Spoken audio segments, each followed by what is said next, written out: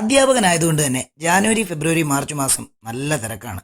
കുട്ടികളുടെ റിവിഷനും അവരുടെ question paper തയ്യാറാക്കലും board exam എന്ന കടമ്പ അവരെ കടക്കാൻ സഹായിക്കലുമൊക്കെയായി ഉറക്കമില്ലാത്ത രാത്രികൾ. എന്നാൽ ആ തിരക്കുകളുടെയൊക്കെ സ്ട്രെസ് ഒഴിവാക്കാൻ ബോർഡ് എക്സാം കഴിഞ്ഞ പിറ്റേ ദിവസം കശ്മീർ പോകാൻ ഫ്ലൈറ്റ് ടിക്കറ്റ് നോക്കിയപ്പോൾ രൂപ 18,000. അപ്പോഴാണ് മലേഷ്യൻ സർക്കാർ ഇന്ത്യൻ പാസ്പോർട്ട് ഹോൾഡേഴ്സിന് ഫ്രീ വിസ കൊടുക്കുന്നുണ്ടെന്ന് അറിയാൻ സാധിച്ചത്. അങ്ങനെ മലേഷ്യയിലേക്ക് ടിക്കറ്റ് നോക്കിയപ്പോൾ രൂപ 6,000. പിന്നൊന്നും നോക്കിയില്ല, പാക്കേജ് ഒന്നും എടുക്കാതെ ഒറ്റ മൈൻഡിൽ എന്റെയും പെങ്ങളുടെയും ആദ്യ ഇന്റർനാഷണൽ യാത്ര മലേഷ്യയിലേക്ക്. മലേഷ്യയിലെ ആദ്യ ദിനം തുടങ്ങുന്നത് എയർ ഏഷ്യ ഫ്ലൈറ്റിൽ നിന്ന് മലേഷ്യൻ സൂര്യോദയം കണ്ടുകൊണ്ടാണ്. പ്ലാനിംഗ് ഒന്നുമില്ലാതെ തുടങ്ങിയ യാത്ര മലേഷ്യൻ എയർപോർട്ടിലെ സ്റ്റാർബക്സിലെ കാപ്പിൽ നിന്ന് തുടങ്ങി. ആദ്യ ദിനം മലമുകളിലെ ചൂതാട്ടത്തിന്റെ ഉല്ലാസ കേന്ദ്രമായ ലാസ് വേഗാസ് ഓഫ് മലേഷ്യ എന്നറിയപ്പെടുന്ന ഗെൻഡിംഗ് ഹൈലാൻഡിലേക്കാണ്. എയർപോർട്ടിൽ നിന്ന് ഏകദേശം 50 കിലോമീറ്റർ ദൂരമുള്ള ഗെൻഡിംഗ് ഹൈലാൻഡിലേക്ക് ഞങ്ങൾ പോയത് AC ബസ്സിലാണ്. നല്ല കിഡിലൻ ബസ്. എയർപോർട്ടിൽ നിന്നും ഓരോ 20 മിനിറ്റ് ഇടവിട്ട് മലേഷ്യയുടെ പല ഭാഗത്തേക്കും കുറഞ്ഞ ചിലവിൽ അനായാസം എത്താൻ പറ്റുന്ന ക്രമീകരണങ്ങൾ അവിടെ തന്നെയുണ്ട്. എയർപോർട്ടിൽ തന്നെയുള്ള ടിക്കറ്റ് കൗണ്ടർ വഴി ഈ യാത്രകൾക്കുള്ള ടിക്കറ്റ് എടുക്കാവുന്നതാണ്. അങ്ങനെ ബസ്സിൽ ഞങ്ങൾ യാത്ര തുടർന്നു. ആകാശമുട്ട നീളമുള്ള കെട്ടിടങ്ങൾ, 200 കിലോമീറ്റർ വേഗതയിൽ സഞ്ചരിക്കുന്ന വണ്ടികൾ,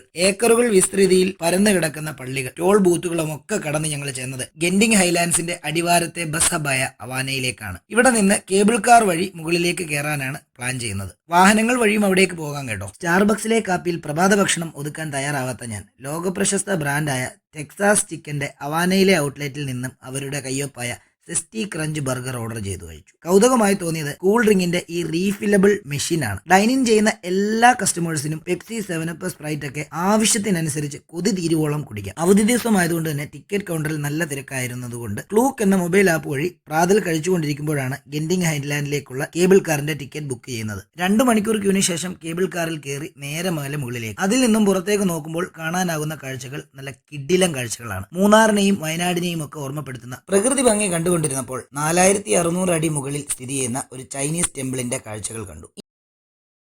ഈ ക്ഷേത്രത്തിന്റെ കാഴ്ചകൾ കാണാൻ തൊട്ടടുത്തൊരു സ്റ്റോപ്പിംഗ് സ്റ്റേഷൻ ഉണ്ട്. അവിടെ ഇറങ്ങി ക്ഷേത്രത്തിന്റെ കാഴ്ചകളൊക്കെ കണ്ട് തിരികെ ആ സ്റ്റേഷനിൽ തന്നെ വന്ന് സെയിം ടിക്കറ്റിൽ യാത്ര തുടരാവുന്നതാണ്. ഇനിയുള്ളത് കേബിൾ കാറിന്റെ അവസാനത്തെ സ്റ്റേഷനാണ്. കയറി ചെല്ലുമ്പോൾ തന്നെ മലമുകളിലെ ഏക്കർ കണക്കിന് വിസ്തൃതിയിൽ ഭീമാകാരങ്ങളായ കെട്ടിടങ്ങൾ കാണാം. ഈ ഗെൻഡിംഗ് ഹൈലാൻഡ്സിലെ സ്റ്റേഷനിൽ നിന്ന് പുറത്തേക്ക് ഇറങ്ങി കണ്ട കാഴ്ചകൾ അസാധ്യമായിരുന്നു. സമ്പന്നതയുടെയൊക്കെ അങ്ങേയറ്റം. ചൂതാട്ടവും ഷോപ്പിങ്ങും ഭക്ഷണവും അമ്യൂസ്മെന്റ് പാർക്കുകളും ലോകത്തിലെ ഏറ്റവും വലിയ ഹോട്ടലും മദ്യശാലകളും ഒക്കെയായി നല്ല കിഡിലൻ അനുഭവങ്ങൾ.